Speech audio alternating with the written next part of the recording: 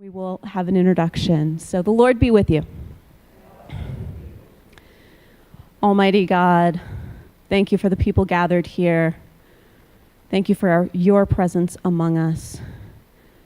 Guide and lead us as we learn how to better love each other, even through life's hardest moments.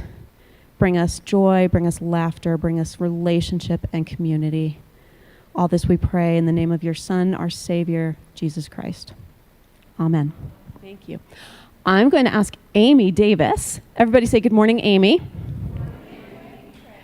Amy is our former junior warden and a longtime St. John's parishioner. I've known her for years and absolutely adore her. And Amy has known Kay longer than we have. In fact, God bless Amy, she introduced us to Kay a few years ago before COVID. In the before times. So I have actually asked Amy to introduce Kay this morning. Again, good morning. Kay, this is a friend of mine, and more importantly, Kay is an educator. She is a dementia coach for families. She is an author, and she is a speaker, and she's the founder of Compassion Works. And more importantly, she's a friend, and I have referred so many of my friends to her to learn more about what's happening in their family with dementia. She's a personal friend and wonderful educator, and I can't say enough, but we're here to learn about something else today. So Kay Adams. Oh, you got one. Thank you, everybody. I'm super excited to be here, and I'm going to pay Amy later for that nice introduction there. What I want to talk to you about today is the topic about what it means to explore how to have hope amidst the darkest of times, how to heal even if you can't be cured, and how to drink deeply from the well of humanity when we thirst for connection. Can anybody relate to those topics in here at all? Okay, good. I'm in the right place then. I want to just start off. I'm pretty informal. I want to start off today with a question. And I'm going to ask you guys just to blurt out some answers in here in the room. And those of you who are on live stream, feel free to put your comments or answers to these questions in the comments section. And Tina will be monitoring those so we can kind of check in on what you're thinking too. So my first question to you today is, when it comes to thinking about aging and illness, what worries you most? What do you guys think? Yes, sir. I'd say being a burden to your family? To everyone. Okay, so that worries you. What else? Yes, ma'am.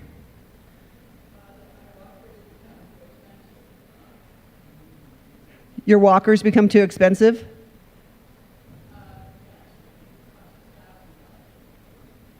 So you're worried about finances for the future. Okay. Other worries? Yes. loss of my memory. Loss of your memory. Have you experienced other folks that you know are going through that? Many. Okay. Yes, ma'am. Loss of independence. Any others? Yes. Doing the things I love doing. And not being able to? Not being able to anymore. Not being able to do the things you love to do as you age and become ill. Are there any others? Yes? Becoming isolated. Did we not learn that in COVID? Right? We learned that isolation actually kills. It really does. Others? Is there anybody else that can relate to this gentleman's comment about dementia? Do people have anybody? How many people in here know somebody who's living with dementia right now or has been living? Almost everybody in the room. You know what? There is a really good reason for that, because the statistics are kind of alarming right now. So dementia was an epidemic before we had a pandemic, unfortunately. And I wanted to ask Tina, did you have any other comments from live stream? Not so far. There's a delay. Okay. So I don't know if you guys know these statistics. I'm just going to give you a few for the numbers people in the room. So Alzheimer's is one of 120 different kinds of dementias. There's a whole bunch of them, just like there's a whole bunch of cancers, okay? Whole bunch of dementias, but there's only a handful that are most common. And of those handful, Alzheimer's disease. Everybody's heard of that, right? So Alzheimer's disease currently is the 5th leading cause of death for people 65 and older in our country, the 5th. So that's why people are very concerned about it.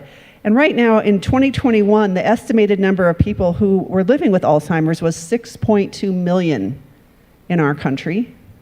And to bring it closer to home, in Colorado, 76,000 people were projected to have Alzheimer's in 2020. And by 2025, which is only 2 years away, that number is projected to be 92,000. So it just keeps going up because the baby boomers were all aging, right? Living longer and longer. So the last statistic I'm going to give you is that 1 of every 9 people in our country who are 65 and older are currently living with Alzheimer's disease. Of just all the different kinds of, 1 in 9. So what that means is that there are millions of care partners out there helping care for these folks, because the majority of caregiving, as you guys probably know, happens in the home, not in assisted living or memory care. The great majority of it happens at home with those of us who are not necessarily trained to know how to deal with this illness. So I wanted to ask Tina, anything else from your audience? No. Okay. So I want to ask another question to all of you. And you can just do a show of hands in the room or put yes in the comment section online. How many of you have ever helped care for someone who was very ill or was dying? Okay, almost everybody in the room once again. And my third and last question is, in what ways, if any, did that experience of caring for someone who was sick or dying change your perspective on living, dying, or how you want to live your one precious life? Yes. How's it changed it? How has it changed your life, that experience? Well, my greatest resource is here, the Lord Jesus Christ. And I'm just thankful that I had that opportunity all my life so far. It's the resource that is most helpful to me. So Jesus Christ is the resource that's most helpful to you. Yes. Okay. And Because did it gives me peace and greater understanding. that play into your caregiving experience when you helped care for somebody? Well, my wife has Alzheimer's. So yes, it certainly plays into that. So your faith helps you to care for her. Yes, enormously. Wonderful. Thank you. Other people, how did that caregiving experience change your perspective on life or living?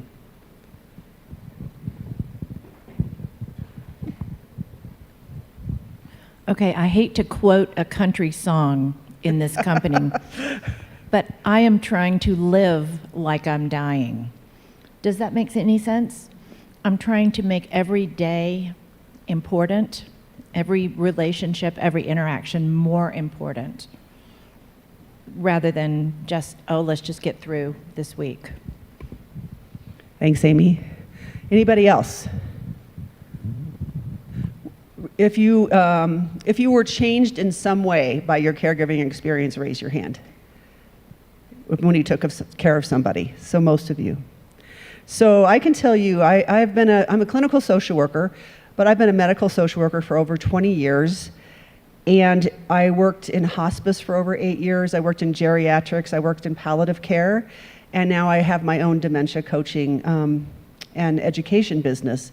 And in all of those years, for sure, spending time with patients and families facing life-limiting or threatening illnesses has taught me an incredible amount about aging and illness.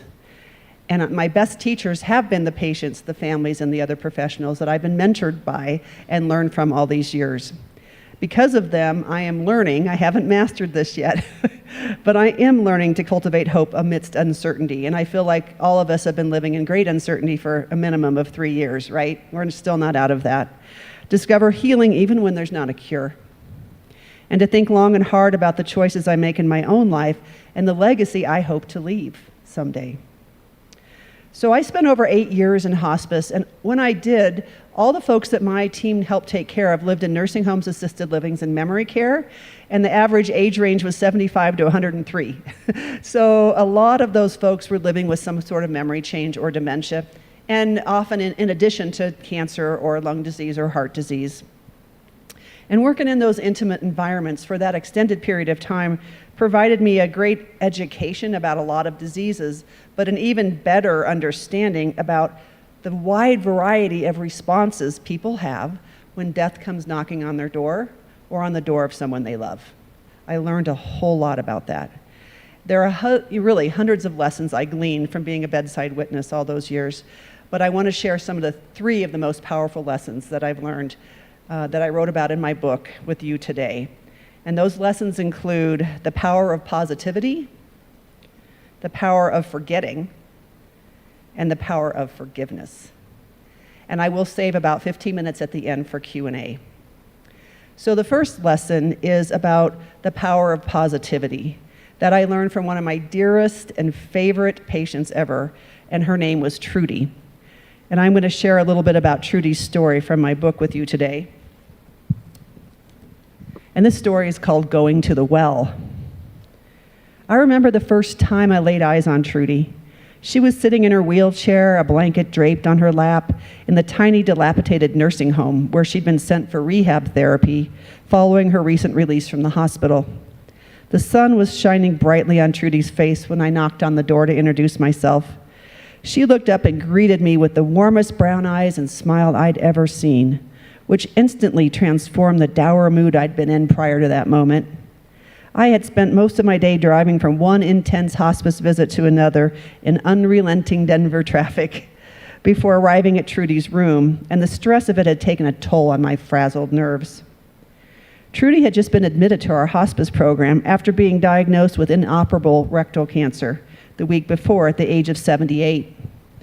Much to the chagrin of her daughter and husband, Trudy had elected hospice care over any other aggressive treatment measures, which her family had really pushed for. After spending only a few minutes in Trudy's company, I could fully understand why her family had hoped that their beloved matriarch would choose radiation and chemotherapy over palliative care options so she could fight to stay around longer.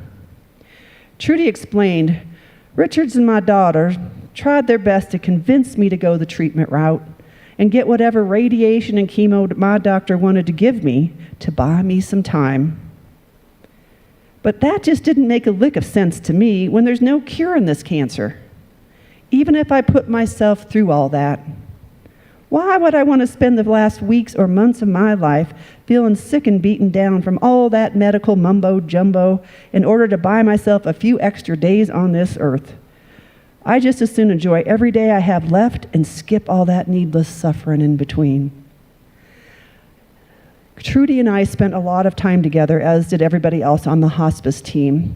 Her nursing home facility was up the hill in Evergreen, and when she got transferred from this Lakewood facility that she was in first, and to a long-term care facility in Evergreen, all of us on the hospice team went to bat with our manager and said, could we please keep Trudy on our service? And because that was kind of out of our geographic range up in Evergreen. But we all adored Trudy so much. And I'll admit now the obvious fact. We often went to see Trudy not because of what she needed from us, but because what we got from her just by being in her presence. It was like rare air to be in Trudy's company. It was a distinct privilege to support her on her dying journey, a replenishing and nourishing experience for one's soul just to be by her bedside. I refer to that phenomena as going to the well. And we all collectively understood what that phrase meant when it came to our beloved patient. Trudy was a simple woman from Tennessee, unassuming in every way, but she had a folksy kind of wisdom that was undeniable and a magnetic personality that drew you to her. She would say things that were so wise, yet she said them in this down-home, salt-of-the-earth sort of way that it almost sounded like poetry coming out of her mouth. I remember vividly talking to her one day about how she had to give up driving years before when her stroke left her impaired on the left side of her body and she couldn't operate a motor vehicle anymore. As part of that conversation, we discussed how close Trudy now lived in proximity to her home and husband, only a mile away from the nursing home, but how she would never be able to leave the confines of her long-term care facility to make it there again because of her physical limitations. I asked Trudy how she maintained such a positive outlook on life when she had so many losses to grieve, not the least of which was her incurable cancer. Trudy grinned at me with her infectious smile, her chocolate brown eyes almost melting in kindness as she held my gaze and unpretentiously stated, "I learned a long time ago there's no point in worrying about things you can't control. Life's a whole lot easier that way." And I was just mesmerized by this woman. And we would find excuses to go up the hill to see her, unrelated to a pain crisis, unrelated to something that she actually needed, because it fed our souls to be around her. We just soaked in her wisdom and her energy and her compassion. I nicknamed her the hall monitor because she was one of the very few people in that nursing home who did not have some form of dementia. And so she was always shepherding people back to their rooms who couldn't find their rooms in the hallway, you know? And she just had kind of her one arm with her wheelchair, and she'd wheel down the hallway and show them back to their rooms. And so it gave her purpose at the end of her life. And one other part of the story is on my last visit to Trudy, I kind of thought, you know, she was getting a lot closer to dying, and it was, you know, a good guess on my part that I probably wouldn't see her alive anymore. And so my dad had died almost a year before, and I just couldn't pass up the opportunity to ask Trudy if she'd do me a little favor. And so I asked her, I said, you know, when you get to heaven, would you mind delivering a message to my dad for me? And she said, "Oh, if he's anything like you, dear, I'd be glad to." So I just said, "Could you tell him how much we miss him and how much we want to be with him?" So some might call it coincidence, but I'm not so sure there wasn't a divine plan unfolding when Trudy died peacefully 3 days later on the 1-year anniversary of my father's death.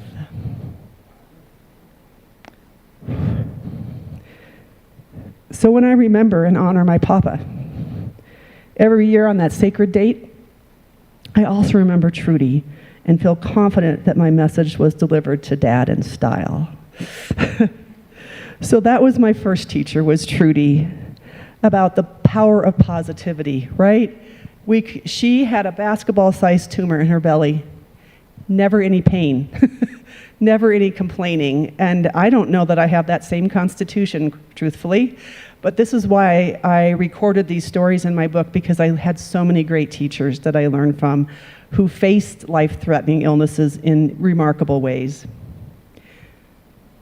The second story and lesson I want to discuss is the power of forgetting, that I learned from two very memorable women by the names of Evie and Jane.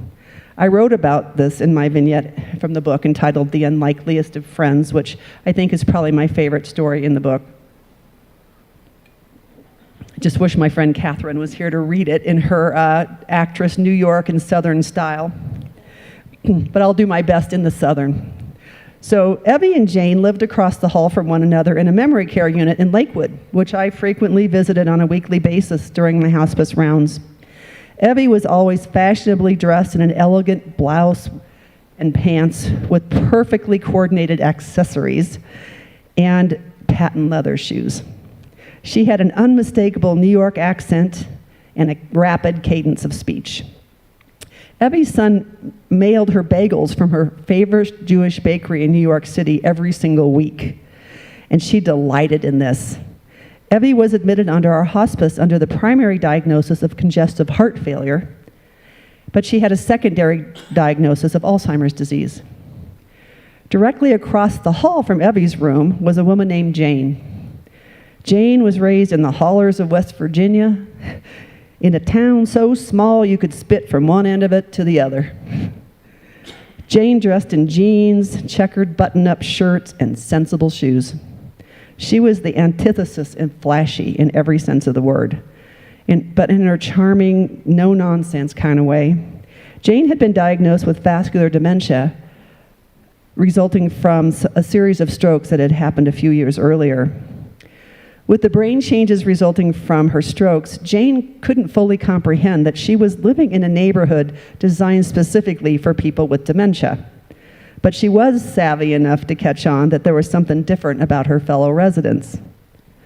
Jane would often confide to me in hushed tones that the people who live in this place are older than the hills and a few bricks short of a load.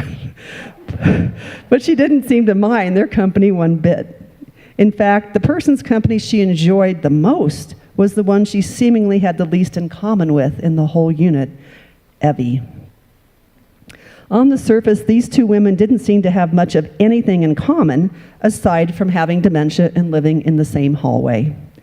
They were from entirely different parts of the country. They were raised with very different values and religions, and couldn't have been more opposite in the way they spoke or carried themselves. But that didn't stop them one bit from becoming fast friends despite their perceived differences. Nearly every time I came to visit that memory care unit, I always found Evie and Jane palling around together and having some of the most hilarious discussions I've ever heard. Evie and Jane always hung out in side-by-side chairs immediately outside the dining room doors, which were kept locked between meals. The dynamic duo would typically show up at least an hour before the appointed meal times, as they no longer had an accurate perception of time. I would often pass them in the hallway and overhear snippets of their conversations. One day I heard Evie say, "Who's in charge of this place anyway? I think they need some new management around here. The meals are always late and there aren't nearly enough men." "I think we should file a complaint." Jane replied with, "You're right. We just have to figure out who to complain to. Do you know who's in charge of this place?" And round the conversation would go. It was like listening to a new version of Who's on First by Abbott and Costello, and every bit as funny. What I learned from my interactions with Evie and Jane, and from so many other people living with dementia, is that it's possible for all of us, even without dementia, to practice forgetting about the differences between us, and to form new relationships with others based on what truly unites us in our shared humanity, instead of on what we perceive and believe divides us. If we could all soak in that wisdom and integrate that powerful lesson into our lives, just think of how fabulous the world could be, how much more love, compassion, kindness there would be, and how many belly laughs we could share together. That's the kind of world I want to live in, and I'm guessing that's the kind of world you'd like as well. The final lesson I want to share with you today is the power of forgiveness. And this comes from the story of Gavin and Allison that I named Mending Fences in the book. So in addition to providing dementia support to family members around the country, I also work with people in early stages of dementia, doing coaching with them as well. And these clients that come to me are usually trying to grapple with the new diagnosis they've been given. They're grappling with the concept of how to live the rest of their lives with progressive brain changes that they never counted on, and how to plan for a future they never envisioned. It's scary, it's overwhelming, and it's isolating. One such gentleman that I had the honor of working with as a dementia coach was named Gavin. Gavin had been diagnosed with early-stage Alzheimer's disease a year before I met him. He had 3 grown children and was estranged from his daughter from his first marriage. One of the priorities that this concerned father wanted to work on during our weekly coaching sessions was trying to improve his strained relationship with his daughter Allison, while he still possessed the brain power to pull it off. Gavin deeply regretted many of the decisions he made as a parent to Allison as she was growing up. He was a self-professed workaholic, and he ran a tight ship at home. He thought the most important things were keeping his kids and his wife in tow, kind of the old school philosophy. And he paid for that dearly with the estrangements and his divorce. So he had great financial success and business success in his life, but not much luck with his family relationships, particularly with Allison. And this was weighing really heavy on his heart, given the fact that he'd been diagnosed with Alzheimer's disease, which he already was aware of that was progressing for him. So he talked to me a lot about all of these regrets he had about how he raised Allison and the mistakes he made.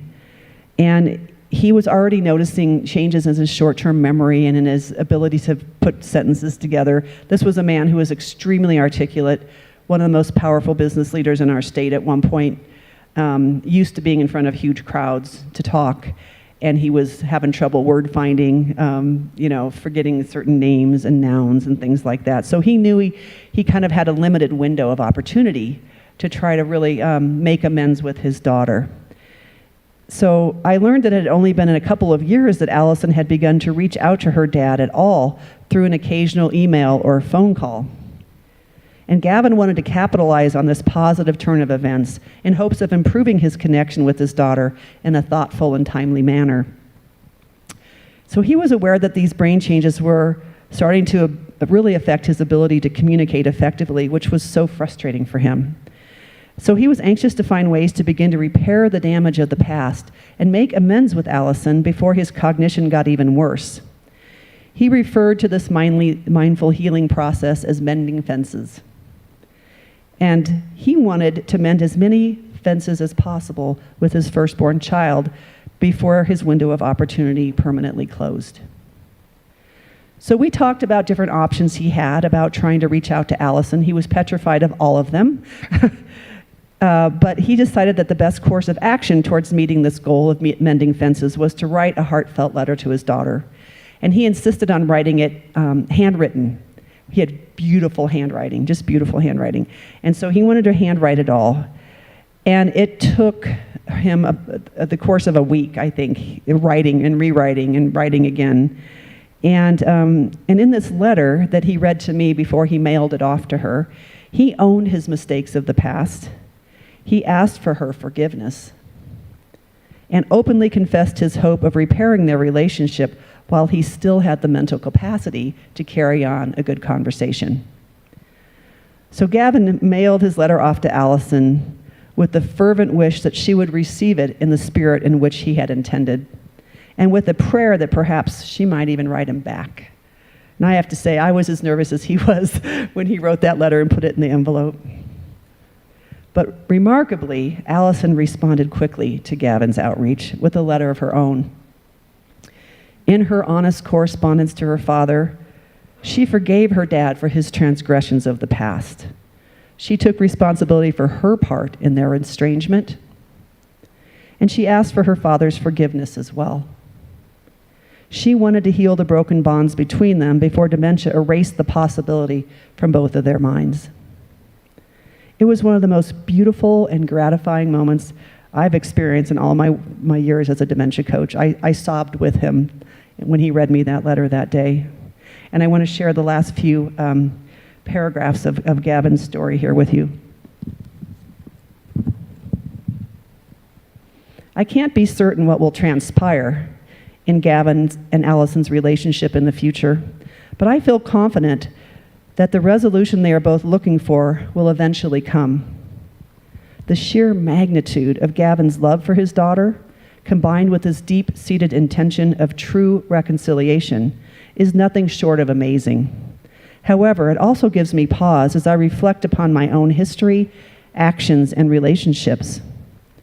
Are there still places in my life where I have become so hurt, resentful, or guarded that I am filled with self-righteous anger and blame and rendered an emotional hostage to my pain and insecurities? Are there acts of open-hearted vulnerability that I need to take in order to garner healing with those I love and cherish the most before the precious commodity of time runs out? Are there fences I need to mend before my time on earth is through, so that I don't have to live in remorse and regret at some later date? These questions haunt me periodically and regularly invite me to take a deeper dive into reassessing my own choices and values. They inspire me to be honest with myself about how I am living my life, to ensure that I am in alignment with the qualities I honor and cherish most. Because of that, perhaps the most crucial question of all is this: what actions can I take now to live a more compassionate, loving, and authentic life so I don't ever have to concern myself with mending fences at all?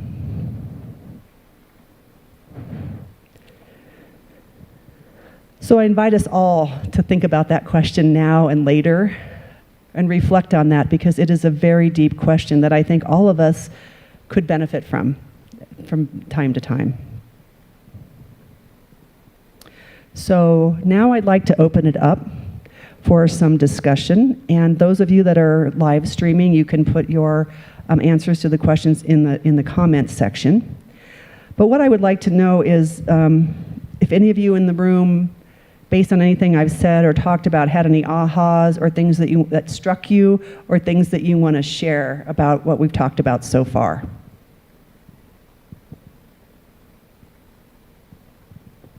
What did this bring up?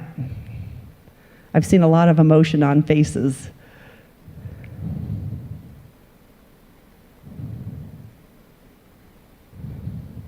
Amy, did you say something?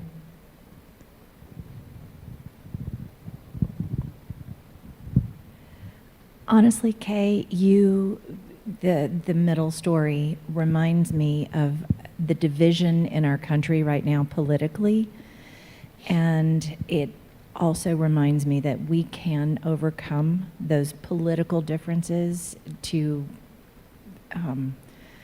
maintain and to form new relationships with those others, if that makes any sense. So. And thanks, Amy. And I think one of the things is kind of made up this term called mindful forgetting, you know? If we could just, I know it's not easy to forget. And sometimes we teach the things we most need to learn, and that's what I feel like I'm doing in that story, because I'm as quick to judge as anyone. But one of the things I was thinking about when I wrote that story about Evie and Jane is that when I work with people as a coach, a dementia coach with care partners, usually individual family members or whole families across the country, I send out a questionnaire in advance, a 5-page questionnaire to get a lot of background and information. And I was writing that story and I thought, you know what I don't ask in that questionnaire? I ask a whole bunch of nosy questions about what's going on with their brain and the changes in their mood and personality and memory and functional abilities and coping strategies and all these different things. But I don't ask what religion they are. I don't ask how they vote. I don't ask how much money they have in their bank account, right? I don't ask any of those things, because you know what? Suffering is universal. And it doesn't matter about all those things when I'm coming at it with a client, because the universal thing is they or someone they love has been diagnosed with this illness that is really, really difficult and challenging and heartbreaking in some ways, and very uplifting in others once in a while, right? And so I might learn those things about the people over time, and it might push my buttons, because maybe they think really differently than I do or have a different perception on life. But my job is to come back to center, right? What do we have in common, and how can I serve this person?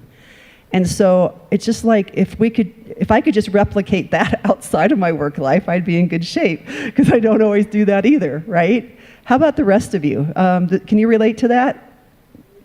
Anybody want to be brave enough to share anything? Go ahead.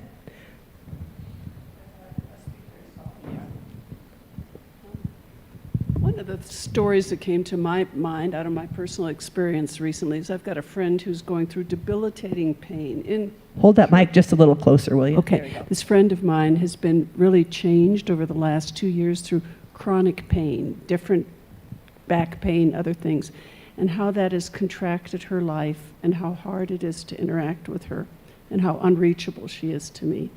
And I was wondering if you can comment or give suggestions on something like that. About how to support your friend Yes. with the chronic pain? Yeah. So my short answer to that is to be present. This is my prejudice from working in end-of-life care for all these years, is I think, at least in our country, we live in a death-denying culture. Anybody else think that, right? Would we rather talk about Botox than getting old, right? Right? And are we uncomfortable sitting with other people's pain, emotional or physical, right? And now, I don't know, I think because of COVID, we're even more scared than before, right? So one of the greatest gifts I got from hospice work was sitting with people who were in pain, who were suffering spiritually, emotionally, physically, all of the above, and not try to fix them, which is hard. That took me a long time. That's why I hung out for 8.5 years. It took me a while to learn these lessons. But it's inviting them to share their experience with you. You can't fix it, right? The doctors can't fix it, but it's just being there, listening, because I think we're kind of in a hit and run culture. We say, hey, Amy, how you doing? And we keep walking, right? And Amy's like, but I want to tell you what's on my heart. I want to tell you where I'm suffering. I want to share my story, but we keep moving. So I think being able to just sit with it, sit with the discomfort, open your heart, open your ears, be there just to listen. Invite yourself. Could you please tell me what it is? To share what it's like to live with this chronic pain. Share what it's like and how it's, made your world really small and isolated. Share with me how I can help in any small way that I could bring comfort to your life, or I could alleviate some of that. Does that make sense? Because I think we're all yearning for that. How seldom do we actually get fully listened to? How seldom do people sit with our pain? And that was not easy for me. I'm a fill in the gap, keep the conversation going kind of gal naturally. Amy can tell you. But I learned that at bedside. I learned to be still. I learned to listen. I learned to wait people out. Because all the folks I've been working with, including dementia, it's a terminal illness, and so I can't fix it. But there are certain things I can do. And that's what I am called to do. And we all have certain things that we can offer and support each other. Because I don't know about you, but I'm thinking, this epidemic that we have of dementia, if it doesn't, I think you can't throw a rock without hitting somebody that is impacted. And I was telling Amy the other day, I was in my bank, my business bank, and I was going to deposit a check from a client. And this teller has waited on me at least 36 times, the same guy, every time I go in this bank. Never once has he asked me what my business is. I endorse my check, Compassion Works, LLC. Never once until that day, a week ago. And all of a sudden now, the clear blue sky, he goes, so what is Compassion Works anyway? So here I am, in the bank lobby, telling the guy that I work with dementia and supporting caregivers, and stuff. And then I told him about my website and, that I teach this once-a-month class called More Than Memory. And anyway, the teller next to him, who was waiting on a customer, goes, I need that information too, because my mom has Alzheimer's. So it was 2 for 2 on the bank tellers. I was waiting for the other customer in line to follow me to the parking lot, but she didn't, But we are surrounded by people that are being impacted by all kinds of illnesses, and we're either going to need care ourselves or we're going to be a caregiver. And I believe in sort of that karmic law of if we help each other, someone's going to be there and showing up for helping us as well. So, anything else that we talked about today that's kind of stirring in you? Do you want to share? Yeah. Yeah, when I was in my early 30s, I made some adjustments in my life so that I could go live where my mom was living in our family home, which was on, 20 acres, and she just couldn't manage it, and she was physically declining, but it was kind of an open-ended situation where I just decided that that's what I was going to do, and so that was good. But after a couple of years, she did die. She got septicemia, and which was, she died. Yeah. And afterwards, a number of my friends said, "Oh, aren't you relieved? Aren't you glad that you don't have to do that anymore?" And I said, "Well, I didn't do that much." but I was available and I lived out there.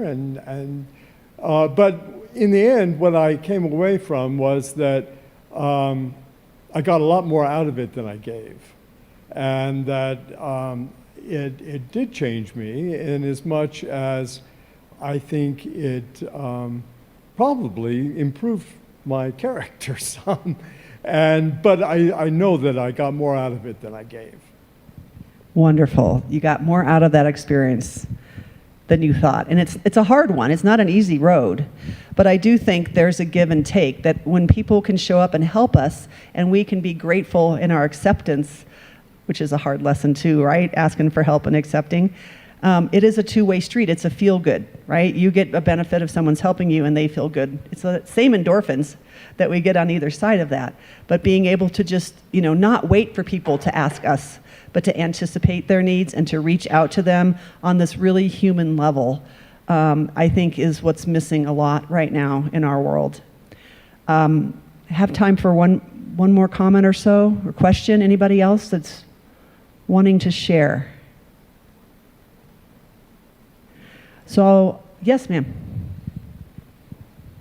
Microphone's coming.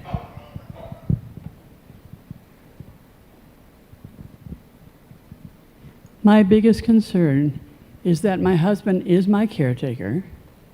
I worry all the time if he's having to care too much, and as I get sicker, and we don't know if it's dementia or not at this point, I wonder what kind of pressure his life is under because he's taking care of me. So, I'm sorry, is there a question in there? Because you wonder about how much pressure is on him, but is there more to that story?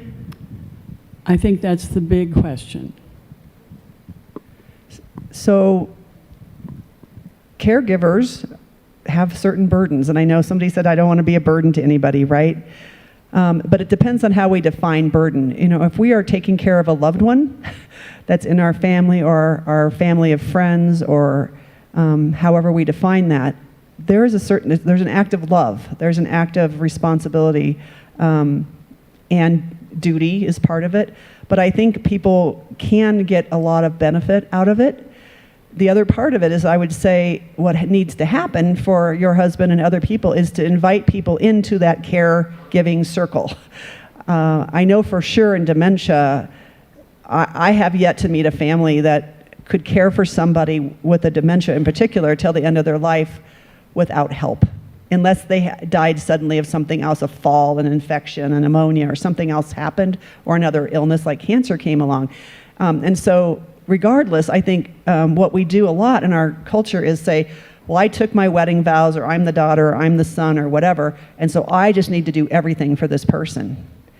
And I don't think that's tenable most of the time. I think people get burnt out. And we know from statistics that care partners often have a lot of depression, a lot of anxiety. They're at really high risk for substance abuse, isolation. Their lives become very small. So the sooner that people start building like a care community and reaching out to other people and inviting them in to help, which in my experience people rarely do. Amy and I have one client in common that I would say that's true. But it's rarely, we wait too long, right? Until we're over our head and sinking. And then we start going, SOS, I need help, I'm drowning over here. So I would say having conversations with your husband to invite and think about who else could you invite into your lives so that he could get a respite, so he can get re-energized, so his batteries can get recharged. Because with any kind of chronic illness, it's a marathon and not a sprint. So gauging your energy as you go is super important. Does that make sense for that? All right, I'm going to end my portion today with a quote. Do any of you guys know Mark Nepo? If you don't, you should know Mark Nepo. He is one of my favorite poets and spiritual teachers, and one of his very famous books is called The Book of Awakening. And this is a quote from the book from his book that is in the beginning of mine, because I love it so much. And it says, "We have been battered by modern times into obsessive problem solvers. But as life pares us down into only what is essential, it becomes clear that the deepest sufferings of heart and spirit cannot be solved only witnessed and held. So I urge you all to become compassionate witnesses to each other and to hold one another up on this messy, painful, and beautiful odyssey we call life. To cultivate hope amidst the darkest of times. To learn to heal even if you can't be cured. And to drink deeply from the well of humanity when you thirst most for connection, belonging, and love. Thank you.